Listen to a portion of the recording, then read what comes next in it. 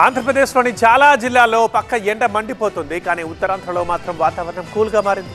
నిన్న ఈదురుగాలితో కూడిన వర్షానికి వాతావరణం చల్లబడింది. విశాఖ జిల్లాలో విభిన్నమైన వాతావరణం నెలకొంది. ఉదయం నుంచి మధ్యాహ్నం వరకు ఎండ తీవ్రత, ఉక్కపోత అధికంగా ఉండడంతో ప్రజలు విలవిల్లాడిపోయారు. అయితే సాయంత్రానికి మాత్రం ఒక్కసారిగా ఆకాశమంతా మేఘావృతమైపోయింది. ఉరుములు, మెరుపులు, ఈదురుగాలులతో వివిధ ప్రాంతాల్లో సుమారు గంట సేపు వర్షం పడింది. దీంతో వాతావరణం చల్లబడగా జిల్లా వాసులు కాస్త ఊరట పొందారు.